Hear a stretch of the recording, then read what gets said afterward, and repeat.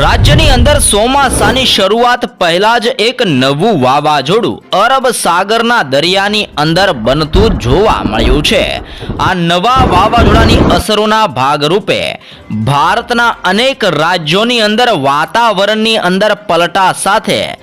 મેઘ મહેર અને મેઘ તાંડવને લઈને મોટી આગાહી કરવામાં આવી છે। વાવાઝોડું અરબ સાગરની અંદર ધીમે ધીમે તીવ્ર બનતું જોવા મળ્યું છે, જેના કારણે પવનની ઝડપ 80 કિલોમીટર પ્રતિ કલાકની ઝડપથી લઈને 90 કિલોમીટર પ્રતિ કલાકની ઝડપે તીવ્ર પવન આ વાવાઝોડાના આજુબાજુના વિસ્તારોની અંદર તીવ્ર પવન ફૂંકાતો જોવા મળ્યો છે। સાથે જ આ વાવાઝોડાનો પટ્ટો અરબ સાગરથી લઈને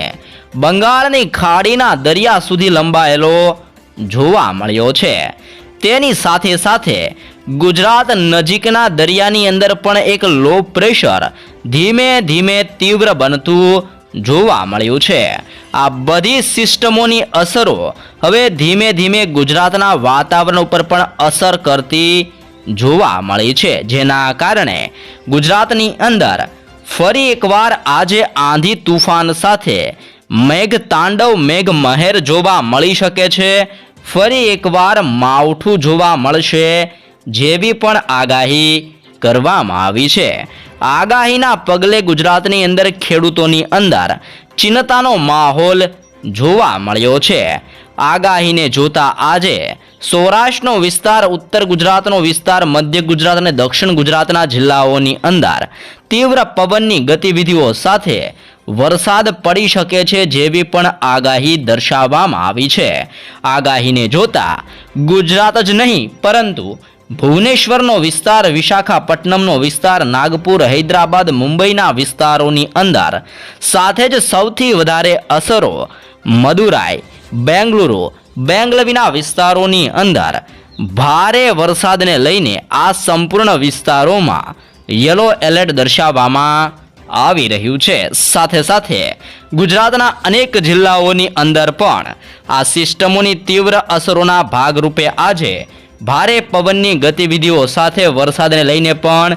યલો એલર્ટ ગુજરાતની અંદર પણ જાહેર કરવામાં આવી રહ્યું છે। તો ગુજરાતની અંદર આજે કયા જિલ્લાઓની અંદર વરસાદ જોવા મળવાનો છે, સાથે જ ચોમાસા અંગે શું આગાહી કરવામાં આવી છે, ગુજરાતની અંદર ક્યારે વાવણીની લાયક હવે વરસાદ જોવા મળશે, જેની પણ સંપૂર્ણ માહિતી આપણે આ વિડીયોના માધ્યમથી મેળવવાના છીએ। તો વિડીયોના અંત સુધી બન્યા રહેજો ને ચેનલમાં નવા છો તો અત્યારે જ લાઈવ ગુજરાત સમાચાર યુટ્યુબ ચેનલને પણ જરૂરથી સબસ્ક્રાઇબ કરી લેજો। અત્યારે તમે લાઈવ જોઈ શકો છો કે અરબ સાગરના દરિયામાં એક નવું વાવાઝોડું તીવ્ર બનીને આવી રીતે ભારત તરફના વિસ્તારોમાં આગળ વધતું જોવા મળ્યું છે। અરબ સાગરમાંથી ફૂંકાતા પવનો હવે ભારતના અનેક વિસ્તારોને અસર કરતા જોવા મળ્યા છે। આ અસરોના કારણે આજે મદુરાઈનો વિસ્તાર, બેંગલુરુનો વિસ્તાર, બેંગલવી, હૈદરાબાદ અને વિશાખાપટ્ટનમના વિસ્તારોની અંદર તીવ્ર અસરો જોવા મળી શકે છે, જેને જોતા ગુજરાતના દરિયાકાંઠાના વિસ્તારોની અંદર પણ મોટી હલચલ સર્જાતી જોવા મળી છે। ગુજરાત નજીકની અંદર દરિયાની અંદર પવનની ઝડપની અંદર અત્યારે મોટો ફેરફાર જોવા મળ્યો છે ને પવન 30 કિલોમીટર પ્રતિ કલાકની ઝડપથી લઈને 40 કિલોમીટર પ્રતિ કલાકની ઝડપે પવન અત્યારે અરબ સાગરના દરિયાની અંદર ફૂંકાતો જોવા મળ્યો છે, જેની અસર હવે ગુજરાતના જિલ્લાઓની અંદર વર્તાતી જોવા મળી રહી છે। ગુજરાતની અંદર આજે ને આવનાર 3 દિવસો સુધી વાતાવરણની અંદર વારંવાર પલટો નોંધાઈ શકે છે।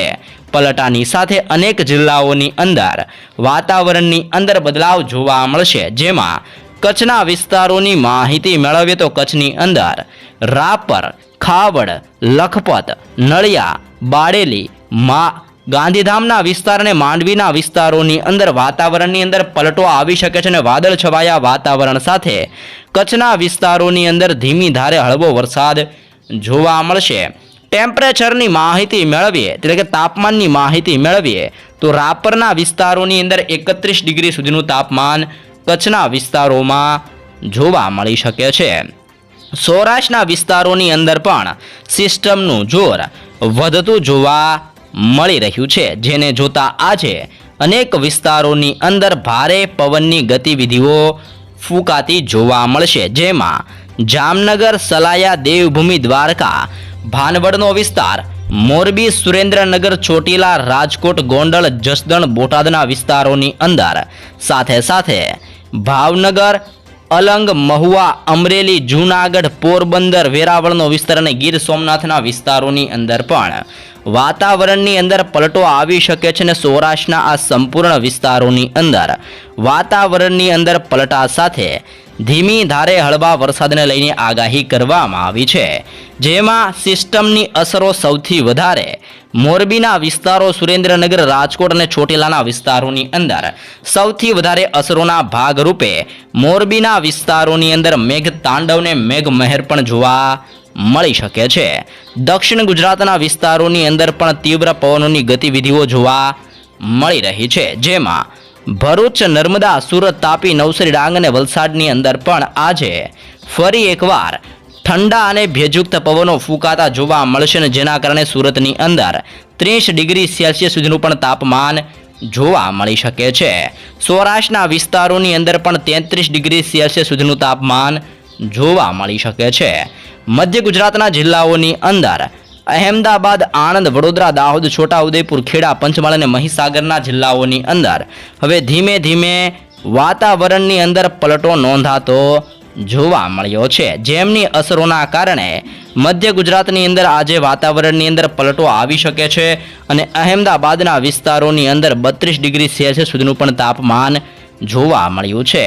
ઉત્તર ગુજરાતના વિસ્તારોમાં તીવ્ર પવનની ગતિવિધિઓ જોવા મળી છે અને ઉત્તર ગુજરાતના સંપૂર્ણ વિસ્તારોની અંદર આજે ફરી એકવાર ભારે પવન સાથે મેઘ વર્ષા જોવા મળશે, જેમાં બનાસકાંઠા, સાબરકાંઠા, અરવલ્લી, પાટણ, મહેસાણા અને ગાંધીનગરના જિલ્લાઓની અંદર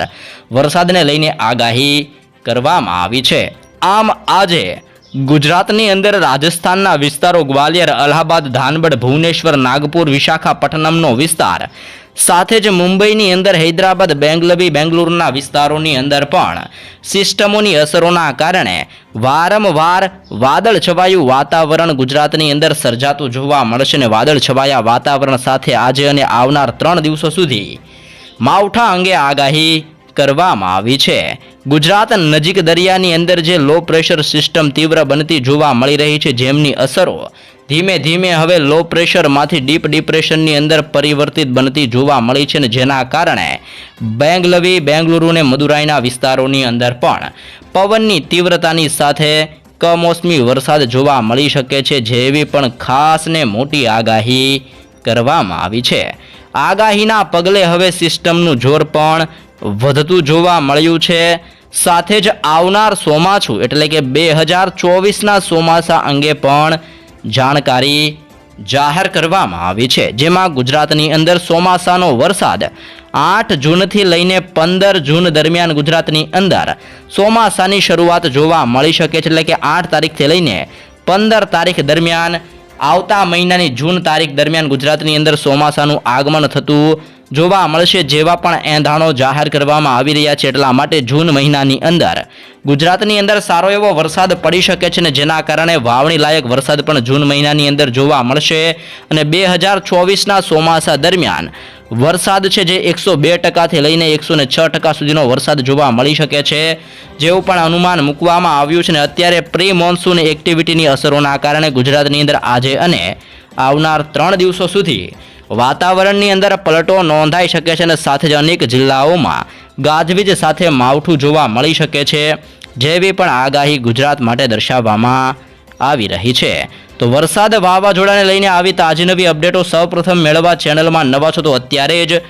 લાઈવ ગુજરાત સમાચાર યુટ્યુબ ચેનલને પણ જરૂરથી મિત્રો સબસ્ક્રાઈબ કરી લેજો.